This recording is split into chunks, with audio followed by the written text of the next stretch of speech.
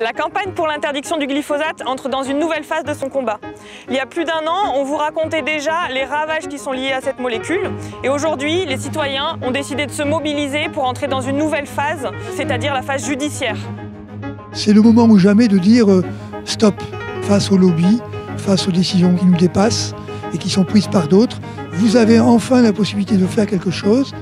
Nous portons plainte contre la Commission européenne, contre l'État et contre les agences de réglementation qui sont en fait les responsables du maintien du glyphosate en France. Nous portons plainte pour tromperie aggravée, pour mise en danger d'autrui et pour atteinte à l'environnement. C'est quoi le problème vraiment avec cette molécule de glyphosate? D'abord, c'est un antibiotique et un antiparasitaire à large spectre. Ça tue les micro-organismes du sol. Aujourd'hui, quand on va dans des champs conventionnels, on retrouve de la terre blanche où il n'y a plus de vie, peu de vers de terre, peu de mycélium, de champignons, de micro-organismes.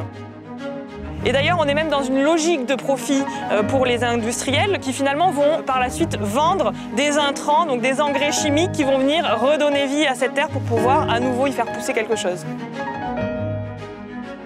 Par ailleurs, le glyphosate est un tératogène, c'est-à-dire qu'il crée des malformations sur le fœtus. On a des cas en France et de nombreux cas en Argentine où le glyphosate est carrément épandu par avion. En Argentine, il y a 6 litres par an et par personne qui sont déversés dans le pays. La molécule de glyphosate est aussi un chélateur de métaux, donc elle a la propriété de dissoudre les métaux dans l'eau, ce qui fait qu'à chaque pluie, on va avoir des champs qui sont lavés de ces minéraux essentiels. Il en résulte des fruits et légumes qui ont une qualité nutritive de plus en plus affaiblie. Maintenant, c'est le moment de monter en puissance. Nous avons besoin aujourd'hui de porter à son plus haut niveau ce combat judiciaire et de parvenir enfin à l'interdiction définitive du glyphosate. Dans les mois à venir, il y a la prochaine marche mondiale contre Monsanto, en mai, des actions de désobéissance civile portées par de nombreux collectifs, et on a surtout bientôt les résultats de l'enquête préliminaire, des centaines de plaintes qui ont déjà été déposées par la campagne glyphosate.